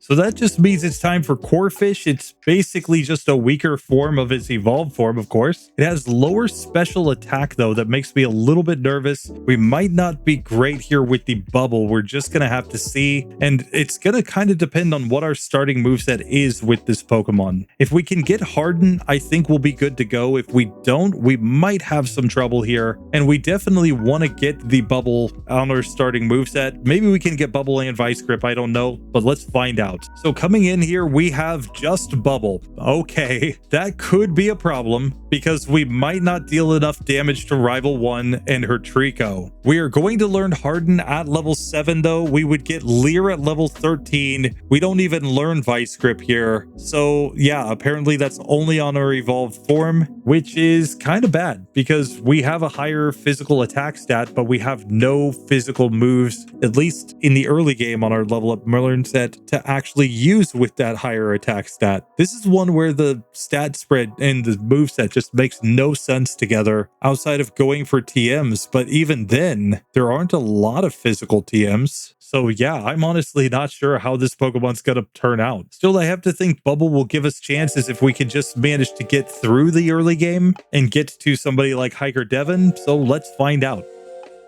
Here against May, this could actually be really hard. We've got to go for the Bubble, which is doing 1 damage here, whereas she did 3 damage with her first pound. I think we have to get to struggle if we're going to actually win this one. There just doesn't seem to be any way we could get through without it. I'll test it a couple times, but I'm just pretty sure that this doesn't work. After all, she can go Leer against me. She can just pound after that, dealing neutral damage, and Bubble is just not strong enough. So we're going to have to go struggle right here. I think a move as weak as Bubble, you could definitely use it up against like Wild Wingles over here and whatnot. So there's certainly no reason you wouldn't be able to use up the PP, but that would be the only way to get through here. here. If you get to struggle, of course, you're going to deal massive damage because you have a higher attack stat and it's neutrally effective. So we just get a simple 3-hit KO there. And at this point, I think we just stay with the struggle until we manage to get through the Poochyitas, because it's just going to do more damage to them by a significant margin than Bubble. A Pokemon like this just really wants a physical move on its starting moveset. You know, give it Scratch, give it something that actually uses that stat, and you would be perfectly fine here. Still, we'll at least get to Harden here, and maybe Harden makes it so that Bubble is perfectly fine against the next Poochina. No matter how we do this, though, this will be a struggle Pokemon if it does manage to get through Roxanne. But sure enough, we get through the Poochina just fine. Now we're ready to go to Hiker Devon, where we can just use the Bubble, and I think get a pretty easy victory. So it's on to Roxanne, and time to see if we can get through her. Still, we managed to get through there, and this seems to be another Pokemon where my data set is off, because we learned Vice Grip right here as we get to level 10. So I'm really going to have to dig through these learn sets and fix them up. I'm not sure why certain moves are not showing up on the moveset in spite of the fact that they're clearly in the game. You would think that Poke API would have proper data for Pokemon Emerald in particular with how many people play it, but apparently not. So I'm just going to have to get that fixed. It may be that this is from a later game where this move wasn't available or something. I don't know. For now, though, we have made it to Roxanne. Let's see if we get the victory here with our little Corphish.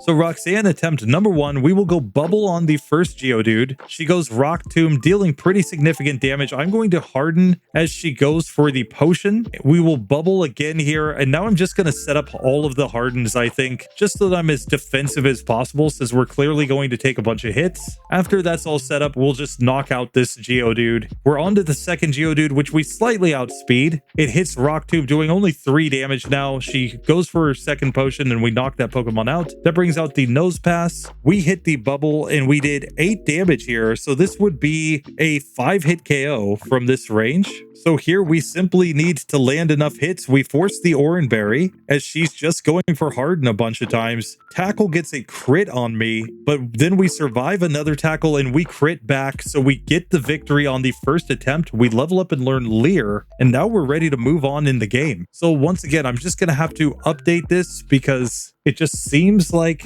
some of the data wasn't quite right, but we get the Leer just in time, so that's perfectly fine. We're ready to move on in this one. Still, we will throw this one into the struggle column since it had to struggle against Rival 1, but it is moving on in the game where it probably gets wrecked by Watson if we're being honest, but at least for now, Corphish is still in there.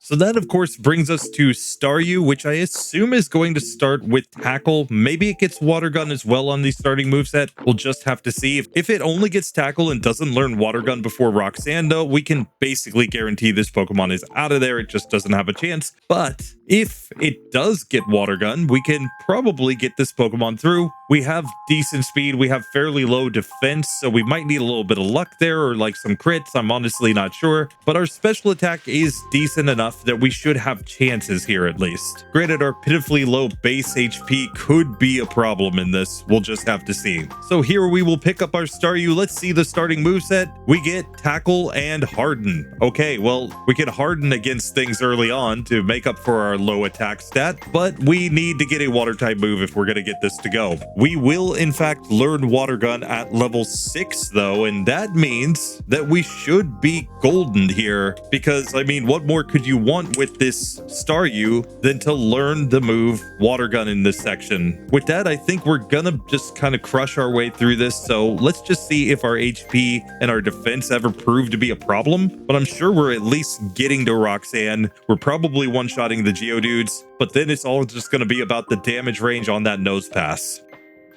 First up, though, we've got to take on May with her Trico. We can go Harden at the beginning of this. We get pounded, but it only does 2 damage. And we can see our tackles are doing significantly more. It has to waste a turn on a Leer, and we managed to get an easy victory. So fortunately, the max IVs help a lot there, and it does allow us to at least get through. Still, we don't reach level 6 just yet because we are in the slow level up group. We're going to have to knock out the Poochina from youngster Calvin, but I don't imagine that that's going to be a terribly hard fight. fight. And once we get the water gun, we should be good to go for the Team Aqua grunt. Despite the fact that he's on Team Aqua, he can still be taken down by water type moves. And that should be all that we actually need going through this. So let's just pick this one up on Roxanne herself. And of course, against Tiger Devon, Stab Water Gun just one-shot both of his Geodudes. So we have at least a reasonable chance of one-shotting here on the Geodudes against Roxanne as well, since it is 4 times super effective. And we do have a reasonably decent special attack stat. The real question is going to be that Rock Tombing Nose Pass though, because we might be getting 2-hit KO'd there for all I know. I'm going to throw on the Oran Berry. We're going to jump into this and find out if we can actually get through. We might have to go for some hardens on the Nose Pass to make this work, but I'm going to go all in on attack on the first attempt just to see.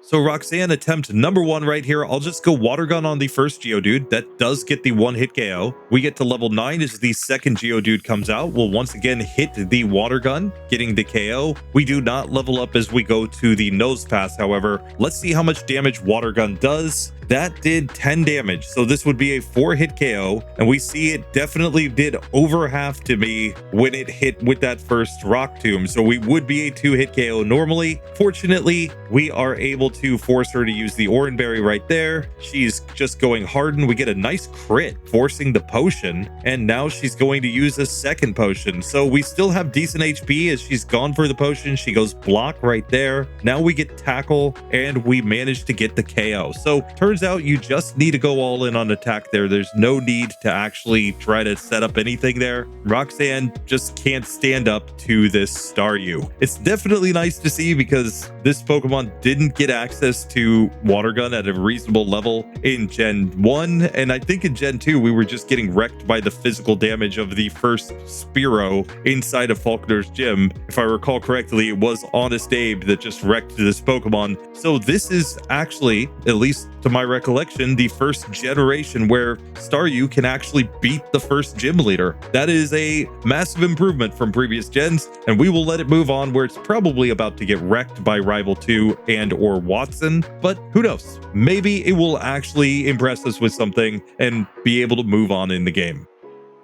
But with Staryu done, that brings us to Horsea, our last Pokemon for today, rocking a fairly low special defense stat and a low HP and attack stat, but the speed, defense, and special attack are pretty decent. We should at least get Bubble at the start here. I'm just worried that we might not have enough damage output against like Rival 1. We might have to go struggle there, similar to the Corphish, because it's highly likely we're starting with just the Bubble here. Let's see how this actually works out though. And sure enough, Horsea starts with only Bubble, just like it did in previous gens, but this is going to be at least enough to get us through the Zigzagoon in 3 hits. We're going to have to see if it's enough to get us through the Rival though. Our decent speed and our decent defense might help us, but we're probably in a situation where we're dealing 1 damage and we're taking 2 damage, and we just don't have enough HP to survive that. And that would mean going for struggle strats here in order to try to get the victory, but let's just test this one out and see.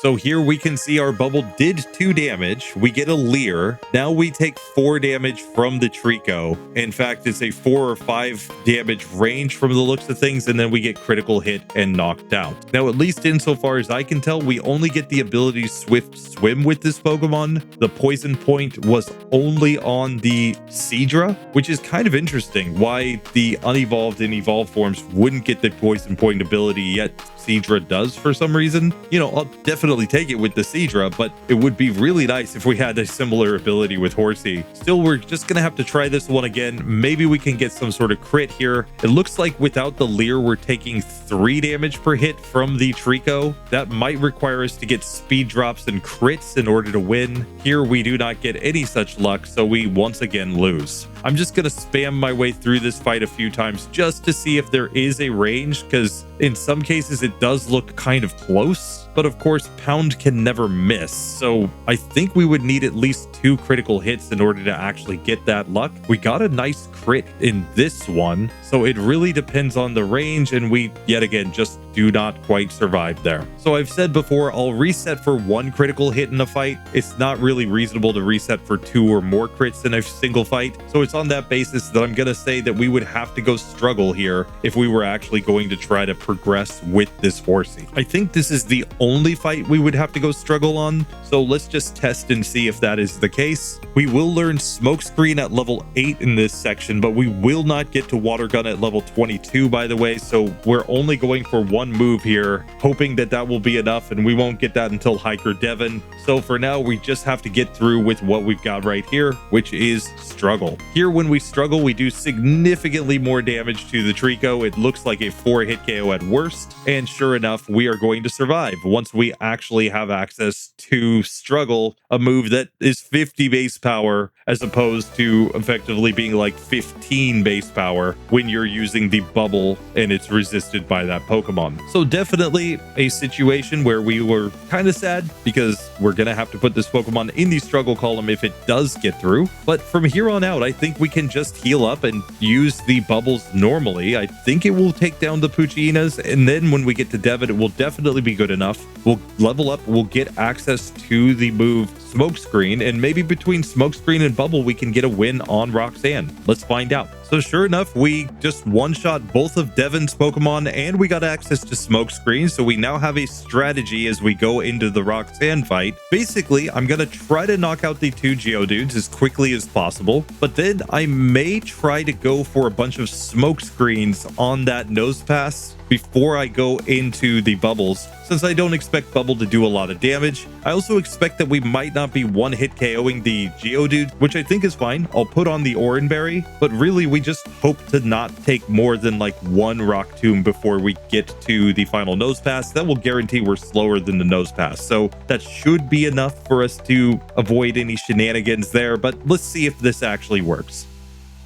So first up, on the first Geodude, I go for the Bubble, and yeah, it does not get the 1-hit KO. She's going to Potion right here, and that will allow me to simply 2-shot after that, and we got the Rock Tomb miss, so we get through that first Pokemon just fine. I came in not fully healed apparently, but again, I think this is perfectly fine. The second Geodude does hit the Rock Tomb and forces me to use the Oranberry, but now she has to use her second potion, and we're just going to knock this Pokemon out. It's about the luck that I was hoping to get getting to the final Nose Pass. Now on Nose Pass, I'm going to spam the Smokescreen really hard. I want to get this one to have basically no accuracy against me so that I can take as many turns as I need here, because we don't have the Water Gun. So it could be that we're simply not dealing enough damage. We get a nice tackle miss there. It goes back to using Harden. I used too many Smokescreens, but now we can go for Bubble, and Bubble is doing 6 damage. So this is a 7-hit KO against the Nose Pass, barring a crit. And of course, we know it has the Oranberry, which it's going to use right here as we get it below half health. It's trying to go Rock Tomb against me, which tells me that if it does hit, I'm getting KO'd from this range. And sure enough, we get hit, but we actually do manage to survive. Okay, maybe it was a low roll on the Rock Tomb. Either way, we managed to get through with 3 HP remaining and level up to level 11. So there we go. We have managed to get Horsea through, and with that, we've gotten a ton of these water types through with no major issues. So with that, we can just update all of our water types, and let's check on our progress so far.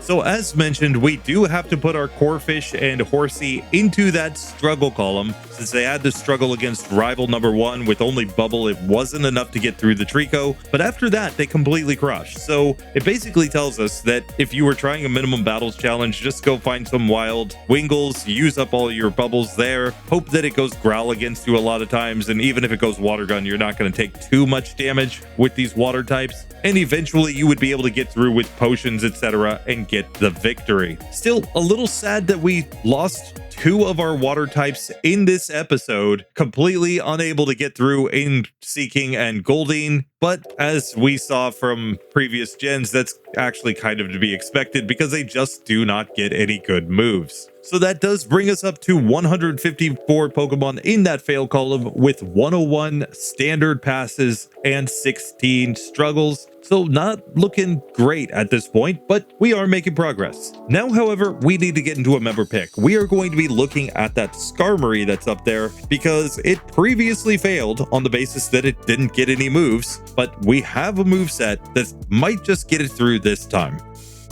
So it's time for new member Tristan Crain coming in with his B52, the Skarmory. Now, if you'll recall from the previous section, Skarmory failed because it had only Peck and Leer here, but we're about to upgrade this one massively to basically make it into a bomber that is ready to take down everything in the game. Because here, our B52 has been given access to the moves Aerial Ace, Steel Wing, Hidden Power, which has been manipulated with our IVs to become Hidden Power Ground, and Toxic, a moveset that should allow us to get through just about anything. We got the Hidden Power Ground specifically to help out with Watson and Flannery, hoping that that will be enough to get us through those gyms. And maybe if they have some Pokemon that go for some like silly setup, we could even go for Toxic on those Pokemon. We'll at least be able to get some kind of trolley strats on anything else. So I think we're good to go. But let's get into this where I think Steel Wing might just be enough on its own, but let's find out. So Roxanne attempt number 1, we're going for Steel Wing right here, and we see it does about half to the first Geodude. We take a lot of damage from that Rock Tomb, and now we are getting slowed down, but we can knock this Pokemon out after she goes for the potion. We level up right here, so we might be getting a 2-hit KO on the second Geodude. It does in fact look like we will, so we can simply knock that Pokemon out after that. Now on the Nose Pass, I'm going to use Toxic right here as it goes block. Since we are slower, it just kind of makes sense to use this move. And then we can go for Steel Wing here, hoping that between the chip damage of Toxic plus our Steel Wing, we can knock this Pokemon out. We take a tackle, but the Nose Pass simply goes down to a critical hit Steel Wing. So we managed to get through. We could level up to learn Sand Attack, but we don't need Sand Attack. We're going to run with this setup, and we're ready to move on in the game. I think Aerial Ace will allow us to just stunt on Brawly. When we get to the Kangaskhan, obviously we can use the Hidden Power Ground to help us there. Against the next rival's Water type, we'll just use something neutral like Aerial Ace. Maybe we'll, spam some Toxic to get through there. And against the Grass type, we can go for Aerial Ace and its Stab. So that should get us through. We'll just see if that actually works or not. But for now, hey, Tristan, you are moving on. So let me give you a massive thank you for joining the channel membership and saving Skarmory here. You have officially crumbled Roxanne's defenses. So with that, we're down to just 2 remaining challengers today as we throw that Skarmory up into the pass column as one of the member pick saves. So far, we have not failed to get a single member pick through this section, which is very nice. Good to see that Roxanne, while she is a little tough, she is overcomable with at least decent TM moves, which proves that basically anything could beat her if they were just getting movesets. I'm not sure anything could beat her. I mean, probably a Caterpie can't beat her even if we gave it a God tier moveset, but that might be something to test. We might do that separately. For now, though, we can definitely say that all of the member picks so far have been basically fine. I think only Vulpix was kind of borderline getting through there, but it did manage to get the job done. So we will take that and move on in this challenge where we've only got our last 2 Pokemon today. We've got Baltoy and Claydol. So let's just see how they go. We're going to lead off with the Claydol and see if it can actually get a victory. So I saved Baltoy and Claydol for the end because I was honestly not sure if we were gonna get through with these Pokemon or not. I don't know the learn sets of them, but we're coming in as a ground psychic type, which obviously gives us an advantage against Roxanne. She will at least deal less damage with her rock type moves. And we have some pretty high defense to go together with everything else being pretty decent at least. So as long as we get one good move, I think we can get this to go. Either a ground type move or a psychic type move. That's what we need. And I'm just praying that we actually get it. I've never played with a Claydol before, so I don't actually know the moveset of this Pokemon. Like I have no, reference from, any other gen. This is my first time using this Pokemon. That's actually going to be true of a lot of these Gen 3 Pokemon though, because I'm an old man. Clearly, I was the inspiration for the Gen 1 catch tutorial that eventually broke all of Kanto by allowing you to get the missing no glitch. But that's where I come from. So by the time that Gen 3 actually came out, I was starting to have other hobbies and interests, things like, basically Brock from the anime, Nurse Joy, Officer Jenny. They were definitely what I was into at about the time that these games originally came out. So I didn't actually play Gen 3 for the first time until I was in college. And that was just because I had a part-time job watching the lab and I was really bored. So I would play Pokemon games to kill the time in between helping people out with their lab stuff. So this is the first time for me to have Claydol. We can see we get Teleport, Confusion, Harden, and Rapid Spin. And that tells me that we are going to at least have a chance to get through here, though we may have to struggle against the Poochyenas, since after all, we're not going to be able to use the Confusion against them. So at best, I think this Pokemon peaks at struggle category, but that is what it is. We will get Mud Slap at level 7, so we'll even get a better move, and we get Psybeam at level 11. We won't get there until after we've defeated Roxanne, but we will have that move for the next section, so that actually could be really, really good. Add to that we've got the Confusion. We can probably just get rid of Teleport. We don't need that move on our moveset in a solo challenge. I think we're going to be good to go.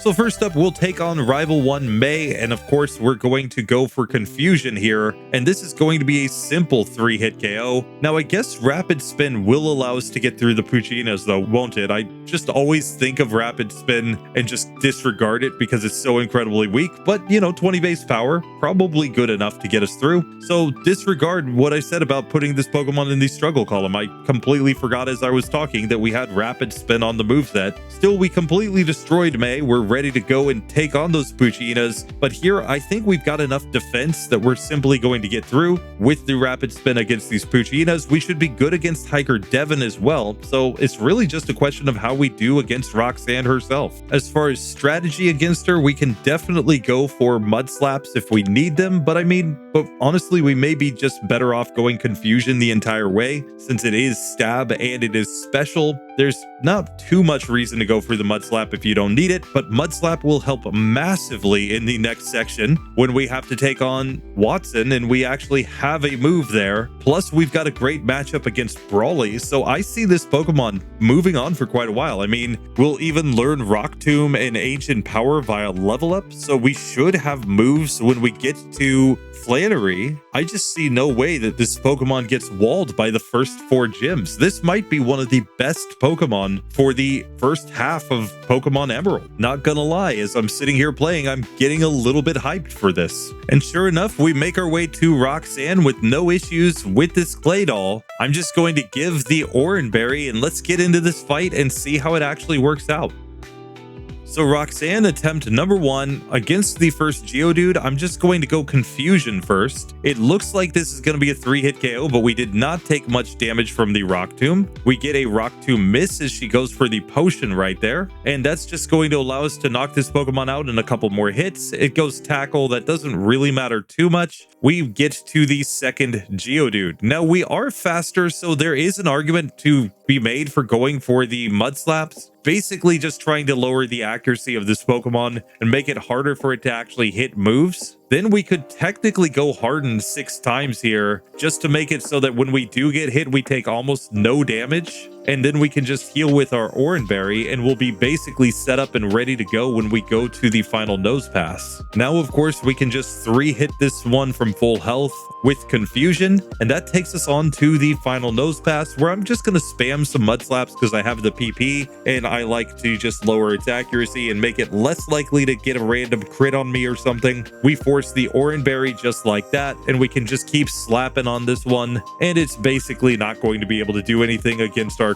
incredibly trolly strategy. As we knock it out with the Mud Slaps, we get a level up. We learn Psybeam. Obviously, we just throw this on over Confusion. It's a better move than Confusion in every way, shape, and form, and that gives us a move set where, we can at least do something to everything. I think we're going to get through the rival without too much difficulty, just based on the fact that we will have neutrally effective stab moves. We can learn Rock Tomb if we really want to. We can troll with the Mud Slaps. I mean, there's lots of things we can do. So I have to think that we're getting through with Claydol. Let's see if Baltoy can match up. Now, Baltoy just comes in with lower stats overall. So we may be taking more damage here in spite of the fact that we will still resist the moves that we're getting hit by with Roxanne. So let's see what the starting moveset is. Hopefully we have the exact same moves as our evolved form, and we're just simply able to use the fact that we have the same moves as that Claydol in order to kind of cheese our way through these early game fights with some hardens, some rapid spins, some confusions, and then when we get to Roxanne, we can even mud slap against that team. That's the goal. Let's see if it actually works. And here we come in with Confusion, Harden, and Rapid Spin, so we at least have enough moves to get through the early part. No teleport, but that's not exactly a loss, because we're not ever like, oh my gosh, we need teleport so badly to get through here. And it looks like we will still learn the move Mud Slap at level 7 and Psybeam at level 11. So no changes there. We should be good to go here, I think. We'll just learn the Mud Slap automatically when we actually get to the proper level. And Harden should be enough to guarantee the wins against the Poochyinas, even if we're stuck with only Rapid Spin. I just expect that we'll be able to out-survive them with the defense buffs. Let's see if that works out, but we'll start with May right here. So May attempt number 1, obviously we can just go Confusion. It looks like a 3-hit KO, but Trico cannot deal enough damage, so we simply get the easy victory. And with that done, it's just on to these Poochyinas, which again, I think we can simply go for a couple Hardens and probably get the victory. Yes, they can howl, but I think we'll be able to win the damage race with the Rapid Spin, especially because they love to howl a lot. That's basically enough to get through. And once we get through the next Poochyyina in the Petalburg Woods, which we may just put on an Oranberry to help guarantee that we get the victory. But if we get it down, we will be able to get access to Mud Slap, and we're basically good to go from there. Now, it actually turns out that this second Poochyyina is really hard for us. And it's hard because of the fact that we get sand attacked here, and there's not a whole lot that we can do to avoid the sand attacks. Plus, it goes for Howl and ends up doing really good damage to us after that. So I have given the Oranberry to help us out here, but this is more about accuracy. If we hit all of our rapid spins, we will be able to get through eventually. It's just really trolly trying to get through this fight. So we may be better off going for a struggle strat here. We'll just have to see, but really we want no sand attack as long as possible. Then we'll go into the rapid spins and just hope that we hit more than he hits us. But if he gets crits or anything, we get completely wrecked. So it could be that we actually do need to go struggle here to get through those, since that would be much stronger than the rapid spin that we're currently using. And it just turns out that we take too much damage from the Poochyyina. So I'm going to test this with the struggle strat because I've lost here plenty of times already, even with the Oranberry on, and it just makes me think this is the only viable strategy for getting through this trainer. I'm going to come in with 3 PP and Harden just so that we can take less damage, especially if he goes sand attack against me. He will have to howl now to deal decent damage. And now we just have to hope that struggle does more. It is doing significantly more than we were previously doing. We get knocked out by a critical hit, but I think this can actually work out now. Ideally, we get him to howl turn 1 rather than going sand attack, but it is really just about the accuracy because it looks like we're 5-hit KOing here now, and we've got the Oranberry on. So yeah, we didn't even have to use the Oranberry that time with these struggles. We eventually got through. So we will have to throw this Pokemon into the struggle category, assuming that it gets through Roxanne, but it will at least have better chances as we get to Hiker Devon and Roxanne herself. So realistically, if you did any sort of like level grinding in order to get yourself to Mud Slap, which would only take like 1 battle at that point, you could probably get through that Team Aqua Grunt with the Mud Slap strats perfectly fine, since it is both same type and lowers the opponent's accuracy. It would be an upgrade on the rapid spin there. And after that, you could probably still get through the rest of this section on minimum battles. So definitely we can get through Hiker Devon. We'll just have to see if we can manage to get through Roxanne, but I have a lot of confidence that this is going to work out. So let's just see if we can actually get through Roxanne here. We may need some Mud Slap strats. I'm honestly not sure, but let's just test it and see. So So Roxanne attempt number 1, I'm actually going to lead off with Mud Slap on the first Geodude. We get a nice critical hit there, and the Rock 2 miss, which is the entire point of doing this. Now I'm going to set up a bunch of Hardens on this Pokemon. Since she's got some lowered accuracy already, I just want to be as resistant to her damage as possible. She got a critical hit tackle on me that took me to low health, but I can go ahead and just take advantage of my Harden to get as much defense as possible as I knock this Pokemon out. Then we'll bring out the second Geodude, where once again I'm going to lead off with the Mud Slaps just to hopefully take less damage. And then once I run out of PP there, I will switch into Confusion, which will do pretty well here since the Geodudes don't have great special defense, but it's still a 4-hitter on that Geodude. That brings us to the final Nose Pass. I hit the Confusion and do about 11 damage there, though that appears to have been a crit. Still, we force the Oranberry. She's already had to go for potions, but she gets a critical hit to knock me out. Let's try this again, hopefully not getting so many crits from the opponents. This time I'm going to save more Mud Slaps though for the later Pokemon. I will still set up everything on the first Geodude. We'll use our Oranberry right there, but then we'll just switch into Confusion against the Geodude to finish knocking it out. That will bring us to the second Geodude. I'm going to set up a couple Mud Slaps here since it is wanting to Rock Tomb me, and I've already used my Oranberry. Here we can get her in potion range, and then we will just continue spamming as we knock that Pokemon out. That will bring us to the final Nose Pass. We're on about 2/3 health here. She goes for the Harden turn 1. That's perfectly fine. I'm just going to use up my remaining Mud Slaps to get the accuracy of this Nose Pass down. We forced the Oranberry already, and now we just need to get the hits. We get a critical hit tackle that did massive damage, but she misses after that, and that gives me the victory, allowing me to level up and get access to Confusion. So we'll definitely have to throw Baltoy into the struggle column because of the Team Aqua Grunt, but at the end of the day, it does get through Roxanne on minimum battles. So with that done, we have completed another episode of the Roxanne Minimum Battles series. And so far, we're up to 102 Pokemon legitimately in that past column, 29 member picks also up there that have been saved from the fails. We have 17 Pokemon that are now in a struggle column because they have to struggle somewhere in order to get through this section. And we also threw Smeargle in there since it had to go up against that wild Wingull in order to sketch the move Water Gun. Still, it ultimately works with those Pokemon, and they do have a way to move on legitimately without getting extra experience. So that's the entire point of that group. Still, we have added 154 Pokemon to the fail column, and of course, all of those 29 member picks that have passed so far were previously fails. So that's 183 Pokemon that have failed so far compared to 119 Pokemon that have found some way to get through. So the odds definitely aren't looking great as we're through about 300 Pokemon now, and we're just gonna have to see how we do in this final stretch. Next time, we're coming back with a ton of Pokemon that I think are going to be a very interesting group. We've got Mr. Mime, Scyther, that means Scizor is coming in. We've got Jinx, Electabuzz, and Magmar, so we're going to be getting their baby forms in as well. Then I'm going to be doing a lot more Gen 3 Pokemon next time. We're going to have the Anorith line. We're going to get Feebas in there. I'm sure that's going to be amazingly strong. Castform's going to come in. We're going to have to mess around with Castform in its different forms possibly, but I'll just see what its actual moveset is at the start of the game. Kecleon will be in there. The Shuppet line will be in there. We'll get the Duskull line in there. Tropius, and we'll finish out, I guess, with Chimecho. I'm not sure how a lot of these Pokemon are going to do in this next section because I'm just not sure if they're going to get moves that they actually need. Like, I can definitely see a high likelihood of a Psychic type like Mr. Mime getting through with no issues, but I think Scyther gets completely wrecked. I don't think Jinx will even start with an Ice type move, and in that case, she can Lovely Kiss all she wants. I still don't think she gets through.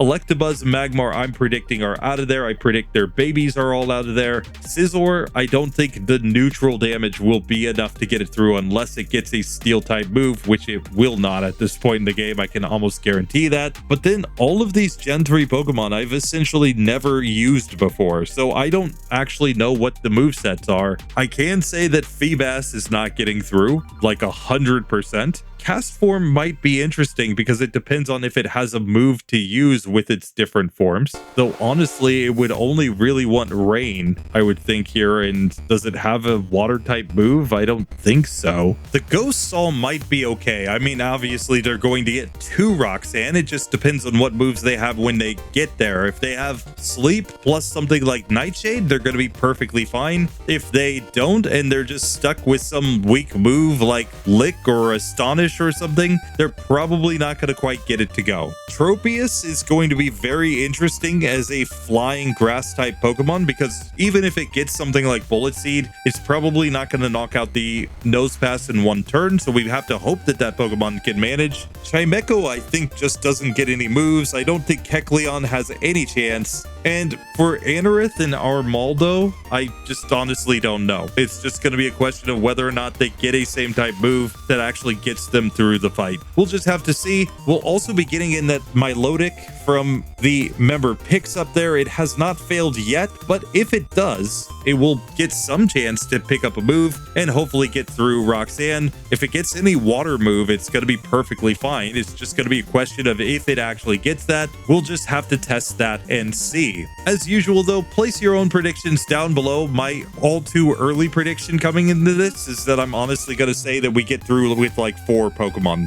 out of 20. I think we're just going to be eliminating Pokemon left and right, and I don't have enough faith that the ghosts are actually going to get good moves at the start of the game, and I think everything else is just going to have such terrible movesets that we cannot get this to go, so it's probably going to be a bloodbath. That's my prediction, but definitely place yours down below. Tell me if you think I'm wrong. But with that, it's the end of another one. I'll see you guys in the next episode. Later.